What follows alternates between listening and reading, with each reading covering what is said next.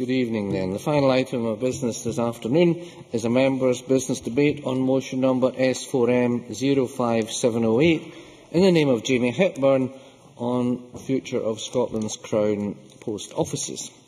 This debate will be concluded without any questions being put. And I would invite members who wish to speak in this debate to press the request to speak buttons now or as soon as possible. Please, and I would invite Mr Hepburn. 7 minutes, please, Mr Hepburn.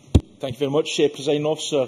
Whilst control over postal services remains presently reserved to Westminster, concern about the shape of those services is uppermost in the minds of many of my constituents in Cumbernauld and Forsyth, and indeed amongst the people across the country. It is right then that this Parliament has the chance to debate these matters. So can I therefore begin by thanking those members who supported the motion to enable it to be discussed this evening. My interest in this matter arises as the branch of the Post Office in Cumbernauld Town Centre is one of those affected, but as the motion notes, so are other branches, including that in East Kilbride within Linda Fabiani's constituency. That is why I lodged the motion with Linda's support, and I view her very much as the co-sponsor of tonight's debate, and I look forward to hearing from her later this evening. I can also thank those members who are participating in this evening's debate, doubtless because their areas may be affected by the Post Office plans, just as Linda Fabiani's area and my own area are as well. I look forward to hearing what they have to say as well. I also understand there are some representatives of the Communication Workers Union who represent postal workers in the public gallery this evening. I welcome them to Parliament and can congratulate them on their campaign in respect of Crown Post Offices represented by the badge that I am very happy to wear this evening. Can I also thank them for meeting with me previously to discuss this matter, and I think in the interest of fairness and transparency I should also thank the management of the Post Office Limited for also meeting with me as well. Presiding Officer, Cumbernauld and Forsyth has already experienced changes to the shape of post offices in recent years. I was hugely disappointed when the Post Office has decided to close their branches in Banton, Queenieburn and Kildrum. These closures came in the face of widespread local opposition, as communities value their local post office and recognise it as an important component in the social fabric of their area. The loss of these three branches was hugely contentious, and I very much regret their removal. I mention this in the first instance to demonstrate that this latest proposal does not come in isolation. Rather, it is the latest in a line of alterations that could be argued to have led to a diminution of local post office service. And second, I mention it as it relates more directly to the current proposal, a matter to which I will return later.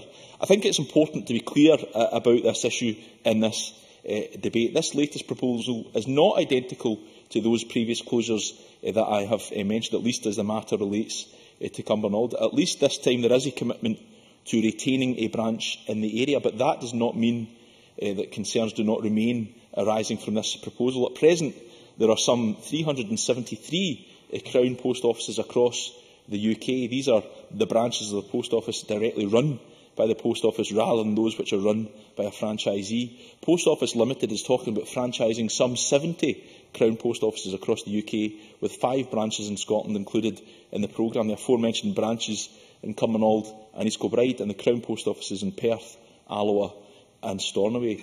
The reassurance that there will at least be a branch retained at these sites, albeit with a franchisee, is tempered by a number of concerns that have been expressed by the CWU and others worried about the proposals. Firstly, there is the impact on those staff who work at Crown Post Offices under threat.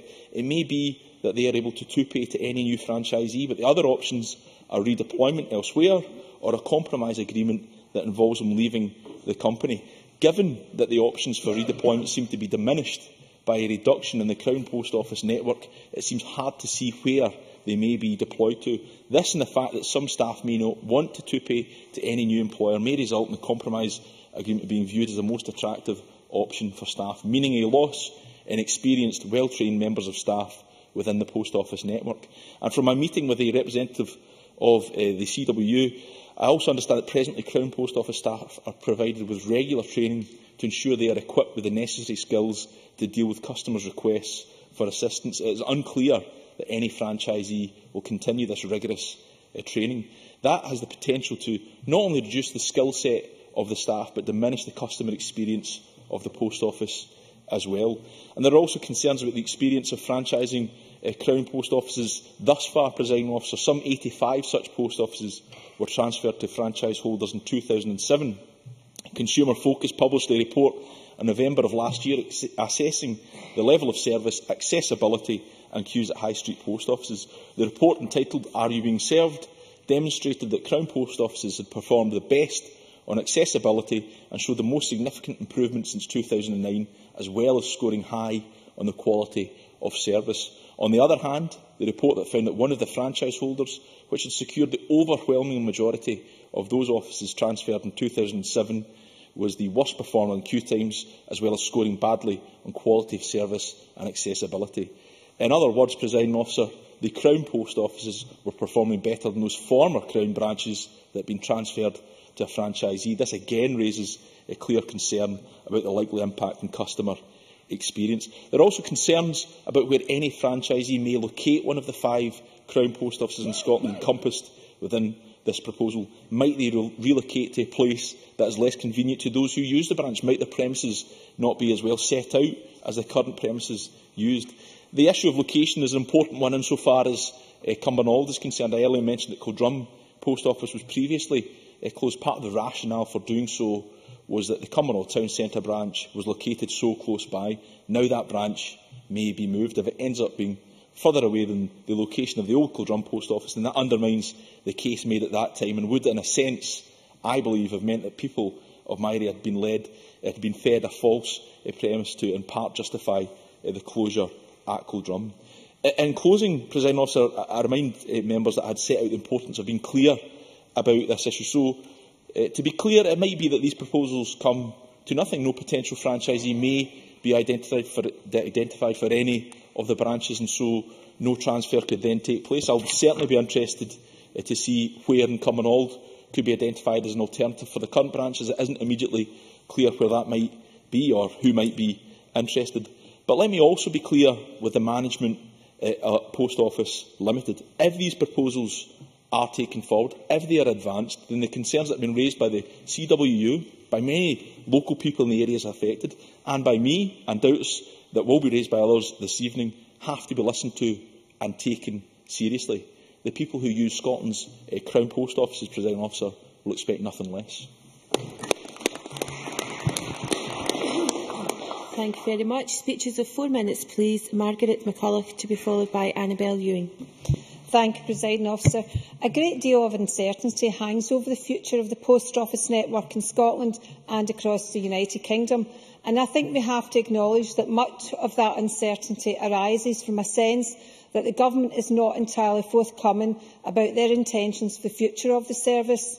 The Government says that post offices should be the front office of government, but their record is one of reducing services and failing to provide the bankable contracts and firm guarantees that would put Post Office Limited on a secure footing. In that context, I can completely understand why trade unions, small businesses and service users are so concerned about these latest changes that will put Crown post offices at risk. Post Office Limited says that network transformation is not about closures, it's about franchising. But if franchising means that Crown post offices move out of key town centre locations, and if the overall level of service is reduced further, then frankly, I worry about the consequences for communities. Franchising of post offices is still uncommon, but it is by no means new. In 2011, Consumer Focus reported that franchise post offices were amongst the worst performing in the country on queue times and scored badly on measures of service, quality and accessibility.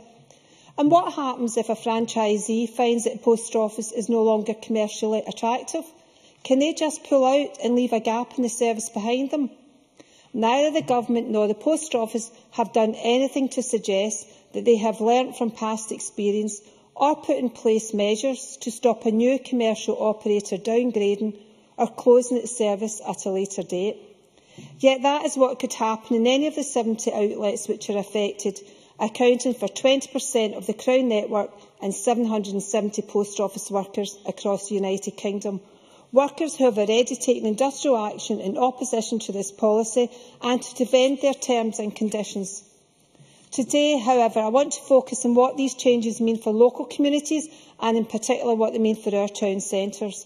I don't need to tell anyone about the difficulties our town centres face, not just the acute pressures associated with a retail slump and low aggregate demand, but also long-term pressures such as the rise of supermarkets, growth in out-of-town retail and, more recently, the shift to online shopping.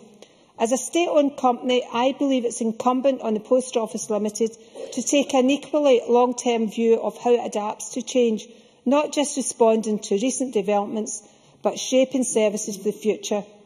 It has been disappointing to see local authorities, public bodies and state-owned enterprises giving up in town centre buildings and moving to out-of-town locations with no regard for the economic footprint that their organisations leave behind. It's a practice I would hope ministers in both the Scottish and UK governments could try to discourage, especially where big employers or busy services are concerned. Where I live in East Kilbride, the post office is always busy and it attracts customers from all ages and backgrounds into our town centre because of the essential service it provides. In doing so, the post office is not just proving its own viability, but it's supporting other retailers too. If that service were to be curtailed in any way, or if the service were to be relocated to a less central location, even if it was a busy supermarket, then I feel that an important part of the community and the town centre we all value will have been displaced. The same can be said for other parts of my region and other parts of the country where the position of local town centres is far more fragile. Post Office Limited should be part of the solution to town centre regeneration, not part of the problem. Presiding Officer, in recent years there has been a great deal of restructuring within Post Office Limited and Royal Mail to secure the service for the future. Let me be clear, I am not against reform and I accept that Post Office Limited has to strengthen its financial position. However, I feel that franchising will effectively lead to the closure of major standalone post offices in town centres and high streets, and it will set back town centres when we should be trying to regenerate those vital public places and take them forward. So this evening, let me join with the CWU in appealing for the UK Government to end its ambivalence towards our post offices and support this service that is so vital to so many of our communities. Thank you. Thank you. And I call Annabel Ewing to be followed by Mary Scanlon. Thank you, Presiding Officer, and I would like to begin by congratulating my colleague Jamie-Hepburn on both pushing for and indeed securing this debate on the future of Scotland's Crown Post Offices. And the plans, as we've already heard about, to close 5 Crown Post Offices with a view to selling them as franchises in retail outlets pose a very real threat indeed to the service provided to customers in the areas affected, including 2 within Mid-Scotland and Fife, being Perth and Alloa. And I know that my colleague Keith Brown is hoping to speak tonight, Presiding Officer, about the Alloa Crown Post Office as it falls within his constituency. So I, in turn, will focus my attention on Perth, although I would like to put on the record that I share my colleague Keith Brown's concerns, which he has already expressed about the situation with the Alloa office, and I'm sure he will hope to expand on those concerns this evening. I know that as far as Perth is concerned, a public meeting is being organised by my colleague Pete Wishart, the SNP MP for Perth and North Perthshire, and I know that he has been working in conjunction with local representatives of the CWU to set up a public meeting in Perth, which is to be held on Thursday the 2nd of May at 7 p.m. in the AK Bell Library, and I do hope that there will be a good attendance on the night. And I would also take this opportunity to welcome here to this debate tonight the representatives from the CWU, and I'm very pleased that they're here and have made an effort to come to hear this debate, because I know how worried their members are about the possible effects on their livelihoods. What I would say about the franchising of the Crown Post Offices is that it is indeed a very worrying development, which I believe seriously undermines the credibility of the Post Office as a national service provider. I believe that it really is not good enough in the way that it is treating the members of staff at this point in terms of the uncertainty created, and I also believe that it cloaks a restriction in services in the guise of improvements for the customer. And the reality is that no one truly benefits from these plans, and it is simply, I believe, the next stage in the ideologically driven privatisation of the postal service. Extending opening hours might very well be welcomed, but it wouldn't be welcome, Presiding Officer, if there is a concomitant reduction in the services actually available to the customer. And indeed, it is one thing for sub-post offices to supplement their income from post office services, particularly in a rural setting where there may be the only retail outlet in a village. But we are talking here about a Crown Post Office on one of the main thoroughfares through, in this case, the city of Perth. And frankly, people, I believe, should not have to struggle past the tins of beans to renew their passport. And indeed, very real concerns have been raised about proper access and convenience for the elderly, for the disabled and indeed for parents with buggies. When the Post Office announced its intention to close or franchise 20% of the remaining network of Crown Post Offices across the UK, fears were immediately raised over job security for around 800 people working in those offices, and indeed uncertainty for the future of other Crown offices was raised. And I am not convinced that they will be successful in securing the franchise opportunities that they seem to think exist, because to me this scheme bears all the hallmarks of something drawn up by someone in an office somewhere with a numerical target to hit a map and not a single clue about the actual circumstances of the post office in Perth or indeed elsewhere.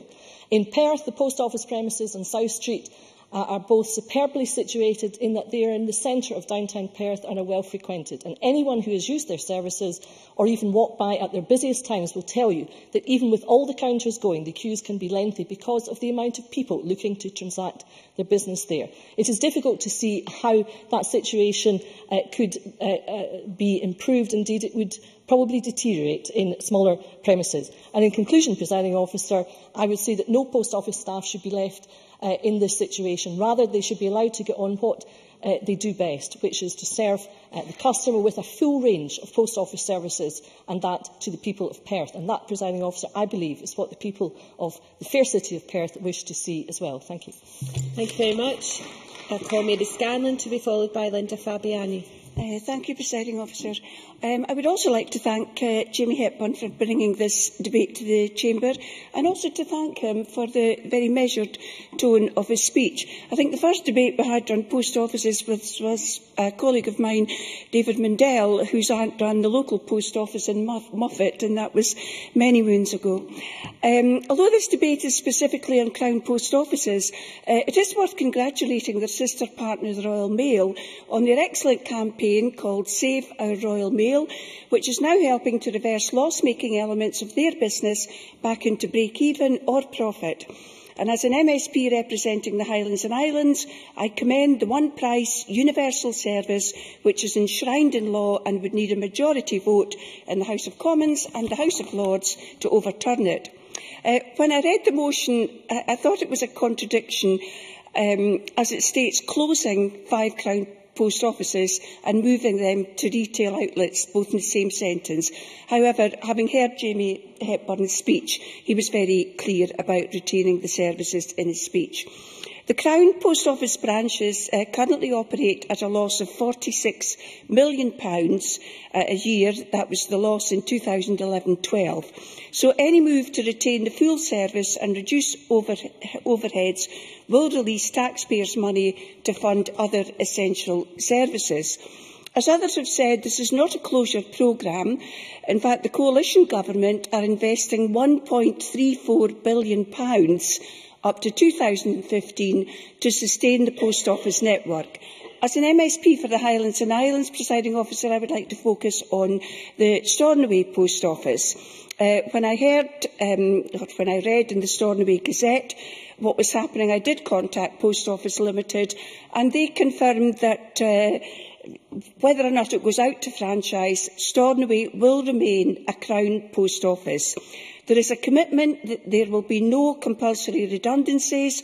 The opportunity to move to a retail outlet has not yet been advertised, and if no retail partner is found, then the post office will remain where it is and operating as it is. Currently, it costs £1.57 for every pound of income generated. But when I heard the announcement by the Post Office that Stornoway had been identified as one that could potentially be partnered with a retailer like Annabel Ewing, I contacted the Post Office to ask how this would affect the services on offer. The response confirmed that, and I quote, "The same range of government services will be available. The only possible change would be around financial services, where a new retail outlet, for example the Co-op, might choose to provide its own financial products instead of the Post Office ones. Apart from that, it would be a like-for-like service, if not identical." So finally, Deputy Presiding Officer, I think we all need to question our own support for the Post Office network. And when I looked at this motion, I thought, well, how often do I use the Post Office, and how could I use the Post Office more? And then I thought, well, I do my road tax online, TV licence, annual direct debit. I buy stamps in retail outlets. I use the Post Office for financial products, currency exchange and to send parcels.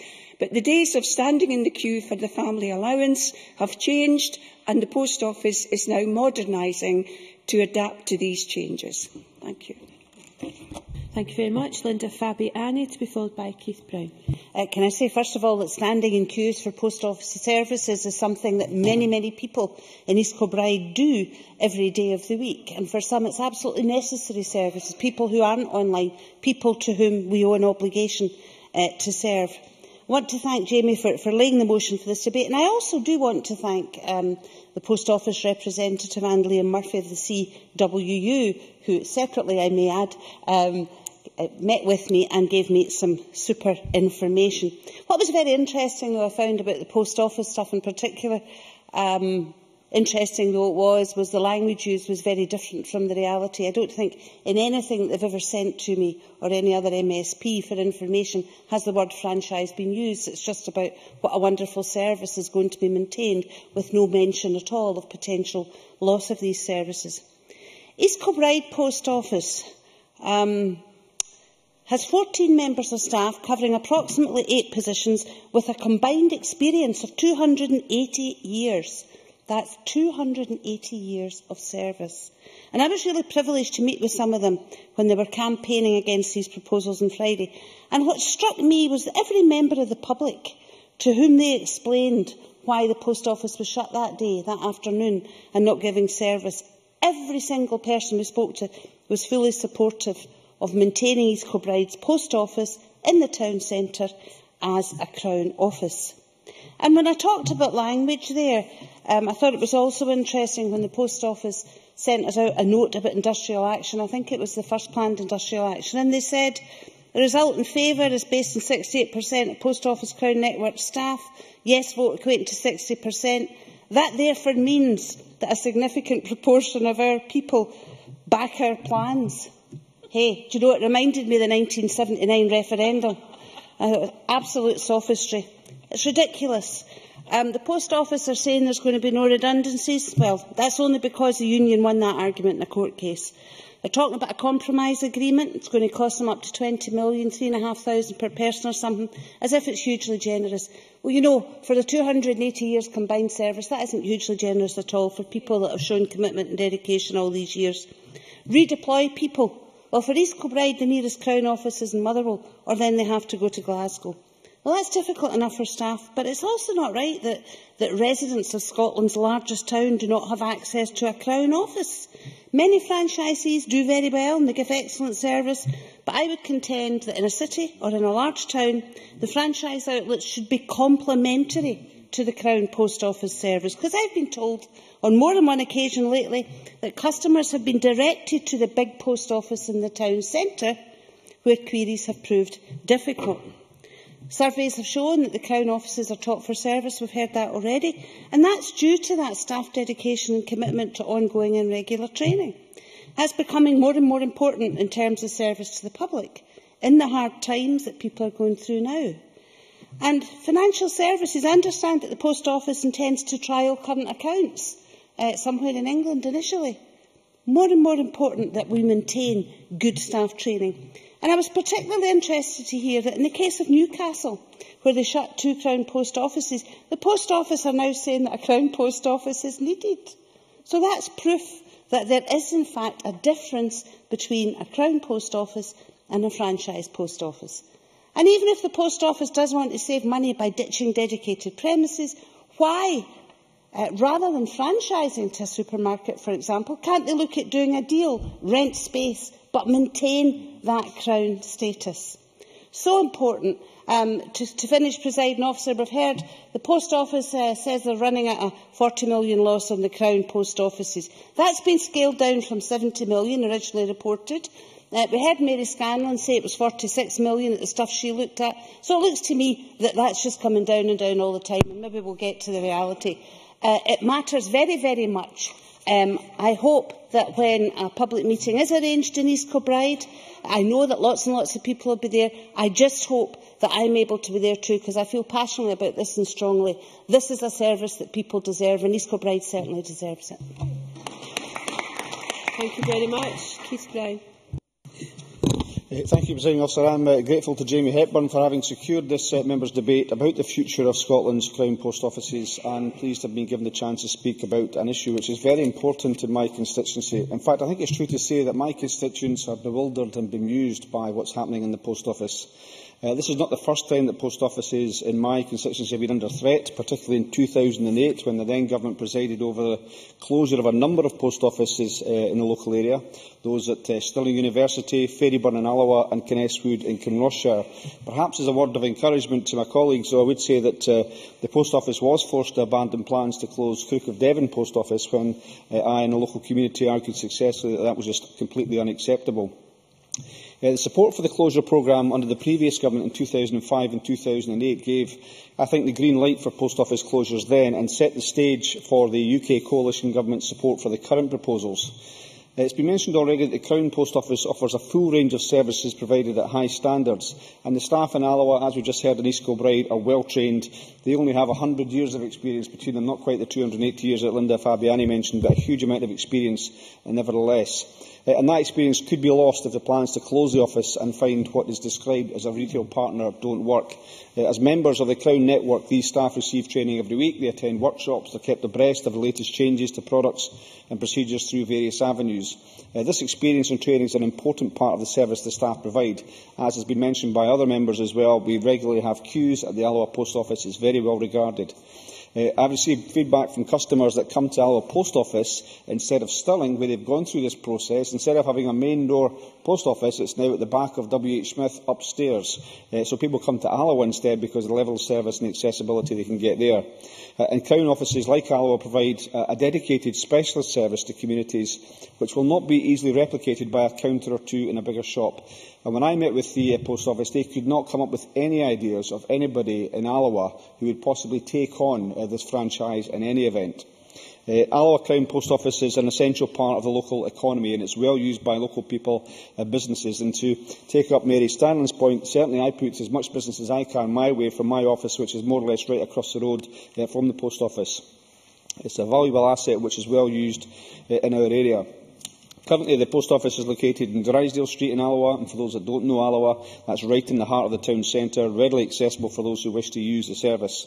And should the plans go ahead and the Crown Post Office is franchised, there is a very real possibility, in fact perhaps an inevitability, that that service will be removed from the town centre. The only organisations which might be in a position to take it on may well be supermarkets which are not in the town centre.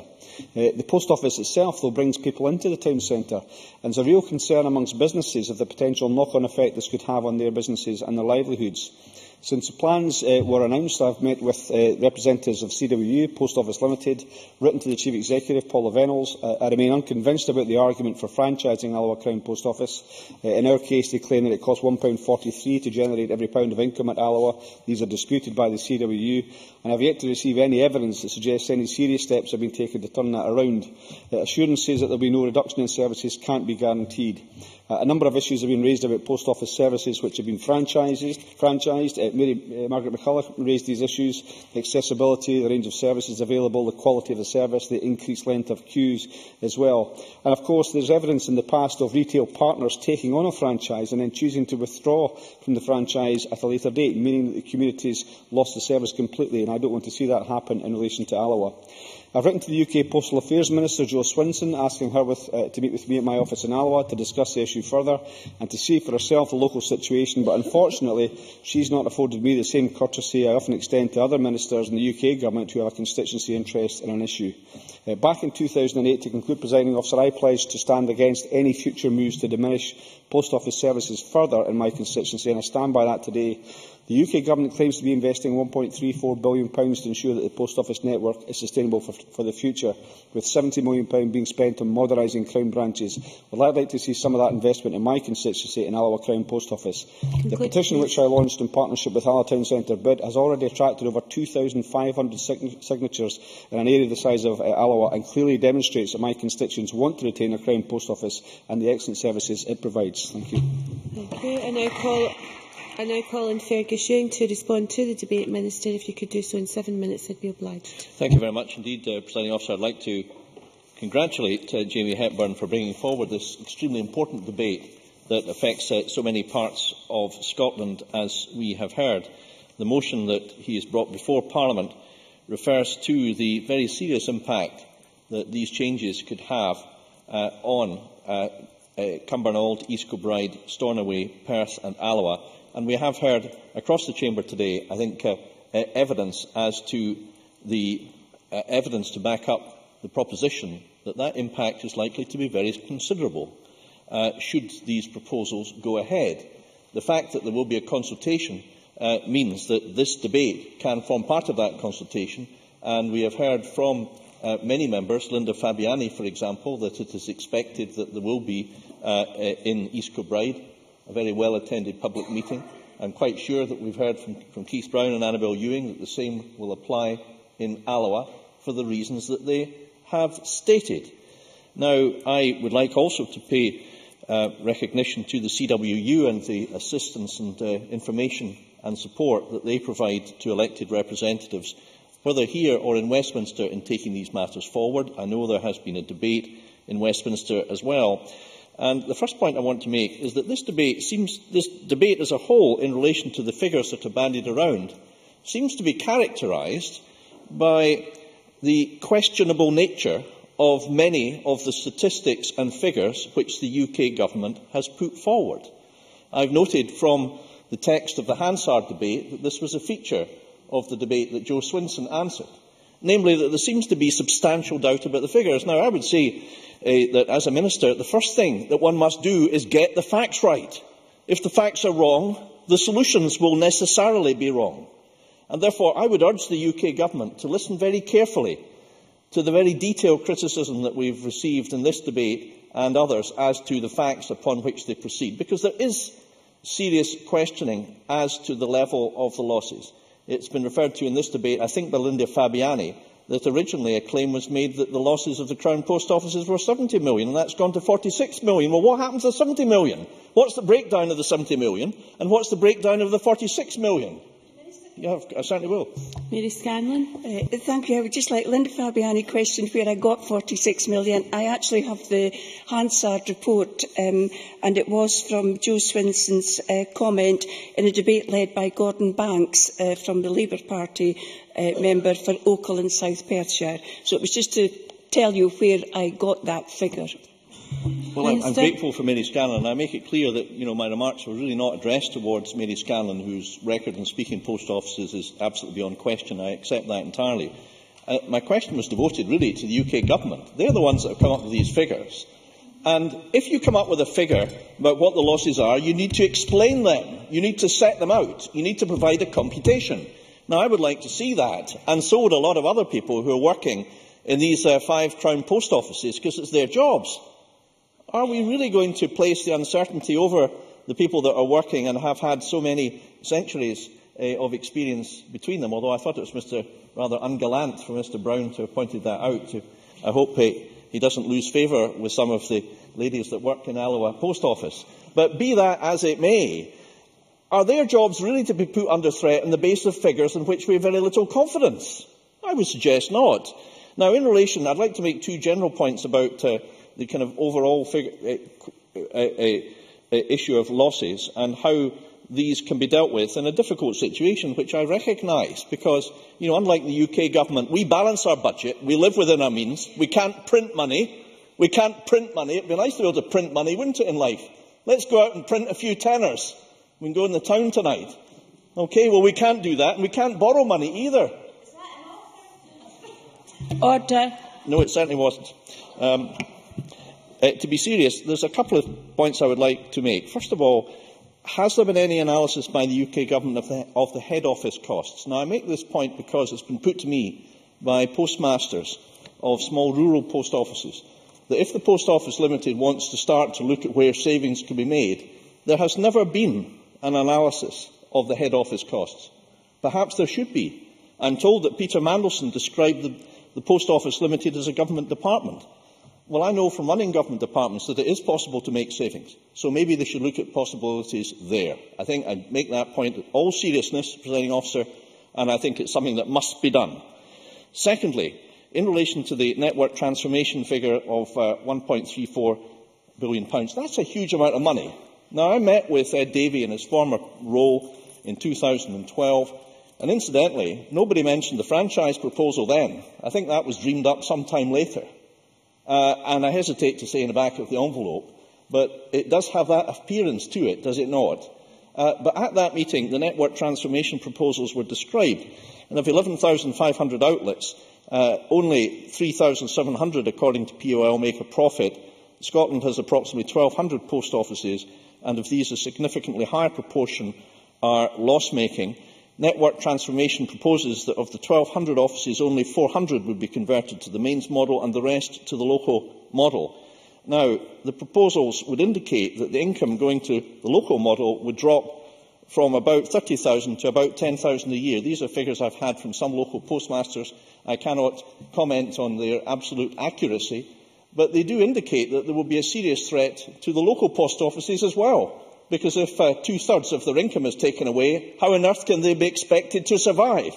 Now, I think that this network transformation proposal needs to be looked at in the light of using some of that resource to tackle the problem of preserving the Crown post offices and analysing more properly, rationally, stepping back from the franchise proposal, going back to the drawing board and thinking this through.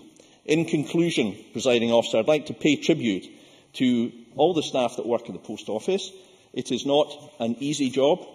All of those of us, and we all here deal with the public, know that people can be very upset and sometimes not easy to deal with. The Post Office staff haven't got an easy job, but the experience they have accumulated over a long period should not be cast aside so lightly, Presiding Officer. Scotland deserves more, and the workers in our Crown post offices most certainly deserve more. Thank you. That concludes Jamie-Hepburn-MSP's members' debate, the future of Scotland's Crown post offices, and I now close this meeting of Parliament.